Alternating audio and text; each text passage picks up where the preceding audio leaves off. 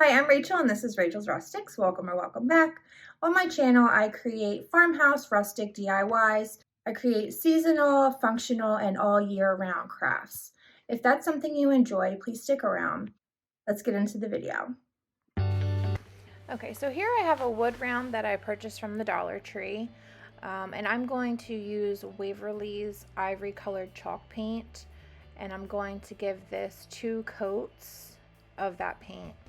I'm doing a real rough coat. I'm not trying to make it perfect. It'll save me a little bit of sanding at the end. So I have not a completely dry brush, but enough to get on there but not cover the entire thing. And then I've got a couple of those hairs or whatever they're called coming out of the paintbrush, so I just picked them up real quick.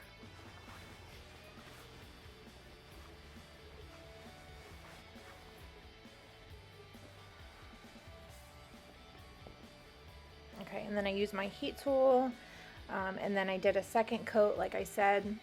I just didn't do that on camera. And then I used a higher grit sandpaper so that I could get a smoother surface, because I'm going to put vinyl on this. So I wanted to make sure that it was a really leveled surface. And then I wipe it down with a little towel. And I also, over to the right, you can see it's like a little vacuum cleaner type of thing, so I use that as well to get all the dust off. And I have already printed out my vinyls, and I'm taking the Cricut transfer tape, and I just held that up to the vinyl to make sure that I had the correct size. And then I start weeding the vinyl. This is my favorite part of a lot of videos. I enjoy watching this. Very satisfying. And I just use my scissors to make it a little bit easier, because some of the pieces will come off while you're weeding if you're not careful. So it just makes it a little easier. And then I take that transfer tape and I just put it on top of the words, and I varnish it front and back. And then I try to line that up as good as I could. So I took a ruler just as some little guide points to make sure that it was as straight as I could get it. And as long as you don't push down too hard, most vinyl will come right back up. And this is something you could do. You could use stencils, you could use stickers, you could hand draw it if you like, if you like your handwriting. I don't, so that's why I did it this way. And then I had some Christmas trees that I printed out from Cricut's Design Space, and I put them on there. Alright, so this is some ribbon that I got from the Dollar Tree as well. I really wanted to make sure that you saw that truck, so I'm trying to find the proper size, looking at the width of how big I want the bow, and then also trying to make sure that I keep that truck in frame. So I just cut that down, and then I make sure that it's the proper size. I think I cut off the excess too. Sorry it's off the camera. I was trying to get it lined up well. And then I ended up cutting a piece off so it wasn't overlapping. And then I just took a little piece of hot glue, or a little bead, I guess, of hot glue, just to make it stick together easier. And took some twine, and in the center of that bow I used that twine, and I double knotted the twine.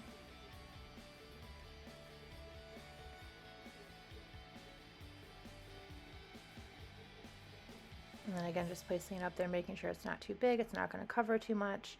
And then I wanted to have another layer of ribbon, something more neutral. So I grabbed the end of the roll that I had of this twine. I think I got this at Dollar General, actually, that twine there, or I mean the ribbon. I'm going to do the same thing. I take the twine, I double knot it, but when I put the other bow on top of this bow, it was too bulky, and I felt like it was going to stick off of the sign too much. Like right there's when I realized it. So I just took my scissors and I cut the twine and then I just put them together so that it wouldn't be so bulky. And then I just do that over again. Just double knot that.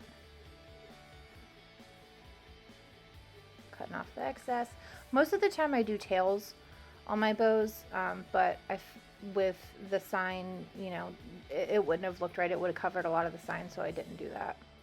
So then I grabbed a whole bunch of Christmas picks that I had from years prior, and I just chose this simple, I think it's boxwood, that's called. So I just grabbed 2 pieces and stuck them end to end, and I hot glue those to the sign right in the middle above the Merry Christmas words. And I hold that down, making sure that it sticks in place. Now, I do take a lot of my projects apart, so I didn't put too much hot glue on this.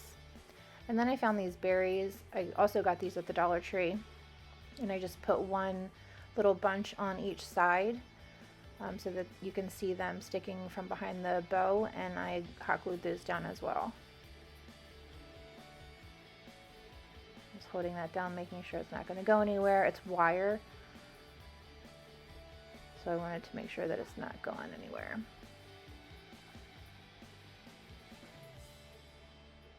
It's always really hard for me to decide which picks to use. So here, these are 2 little jingle bells that I had. I'm assuming that it came from Dollar Tree because that's where I buy most of my stuff, either Dollar Tree or Walmart. And it had a little piece of wire holding them together and then sticking out. So I just put that underneath of the twine to hold it onto the bow. And then I just kind of shimmied it up to the top so it would hang down properly, and then glued that on right in the center. So this was a quick one. It was pretty easy. I think it's nice and neutral, and it was a lot of fun to make. I haven't been using my Cricut a lot lately, so I wanted to kind of get back into it. And there it is. And then in the end, I put a hanger on it. Okay, so this is a little snowman that I made last year, but when I packed it up, I guess I didn't do the best job and the bottom part came off. So this is just 3 little boxes that I got from the Dollar Tree. I'm sure that you guys recognize they're the same ones that are sitting to the right. So these came inside just like that. I showed you guys to know where it came from in the Dollar Tree. So it's like a little drawer, and I took the inside of the drawer. I took 3 of those, and then I just took a jumbo popsicle stick, or these are the giant actually, and I got those at Walmart, and I'm just trying to cover those little butterflies. And I take some hot glue and I glue that to the inside, because the way that I put these in my house, the back is to like a wall or something, so you're not going to see them anyway. But if you wanted to, you could take some like spackle or something and fill those butterflies in if you wanted to, if that bothers you. And then I take that same ivory chalk paint by Waverly, and I give these just one heavier coat, not complete coat, because I do want it to be a little rustic. And I just paint all 3 of those just with one coat, like I said. I didn't end up sanding these down as much as I did the other one, but I think it still looks nice the way that it came out. So I did all 3, and then off the camera I sanded them, and now I'm just wiping them down to make sure that all the dust and everything is off of those boxes. And then I'm lining them up, and I use a pencil to try and find where the glue is going to go, because it's pretty difficult when you're lining them up. You know, it's not perfect. It's not like straight. I don't know how to say it. It's like kind of offset from the one before it. So I was just trying to use a pencil to help me with where I was going to put my glue, because you can't really see.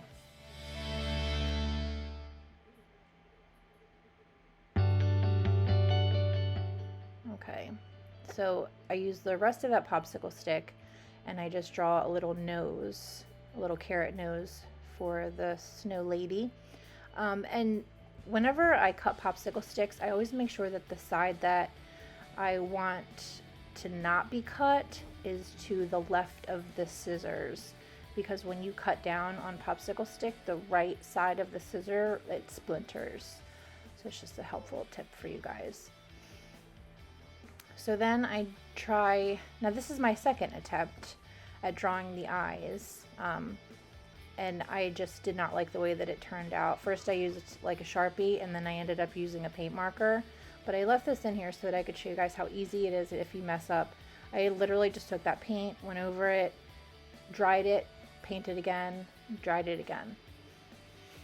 And now I have a fresh canvas to work with.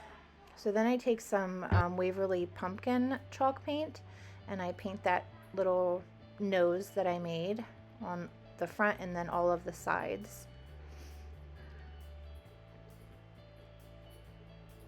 And I did 2 coats. I only showed 1, but I did 2. And then I drew a face with pencil that I was happy with. And then I take that paint marker and go over the pencil. I always use pencil first.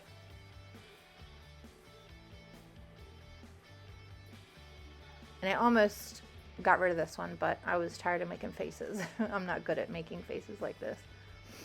So then I just glue that little nose on, and I'm doing it the opposite way because I want them to face each other. So when I do like present them, I'll face them towards one another. These are ornaments that I found at the Dollar General last year. And I actually got them on clearance, so they were probably like $1.50 or something for each pack. And I thought that that would be cute. I attempted to do a wooden hat like I did on the male snowman, but it just wasn't working out for me. I didn't like the way it turned out, and then I came across these. So I just take that little ornament, cut the top off, like the twine, and then I glue that to the top of her head.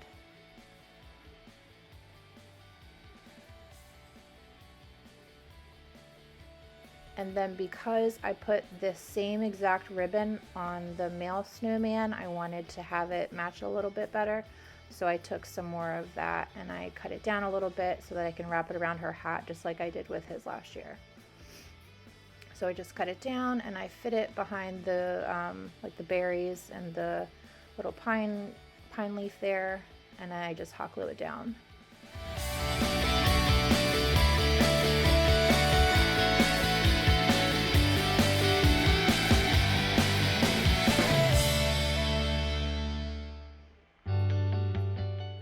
Just trim off the excess.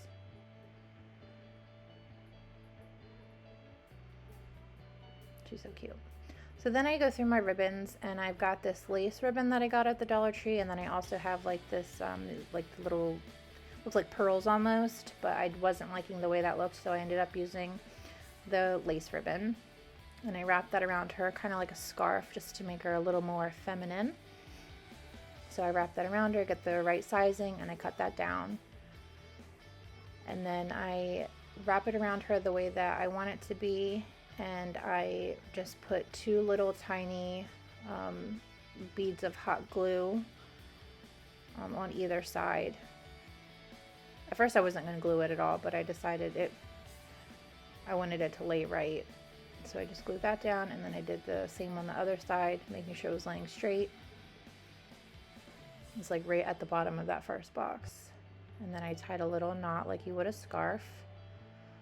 And then I hot glue that down because it didn't want to stay down all the way. So I just put a little dab of hot glue. And then I end up cutting the ends of that ribbon. At first I did them the same length, but that's not how you normally do a scarf. So I cut one a little bit shorter than the other side. So these are really cool. There's a reindeer, a little bell with a bow, rocking horse. There's 2 different kinds of snowflakes. That one, and then a Christmas tree, and then the snowflake there, it was already on the paper.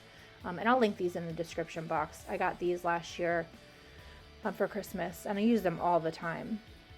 So at first I colored these. I wanted to match a little bit more, so I colored this was like a barn red. It's apple barrel paint, and I bought a whole bunch. I love this color. I bought a whole bunch of them from Walmart last year, but it just it took a whole lot of time to mix it. It did not want to mix right. You could see like a lot of black in it. But I took that once I got it mixed properly, and I painted the snowflakes. I ended up changing the color because it didn't really match with the color of the berries and the buffalo check that the male snowman has. So I take my heat gun, and I try to dry those a little bit quicker, and then I hot glue those to the front of the lady snowman or snow woman.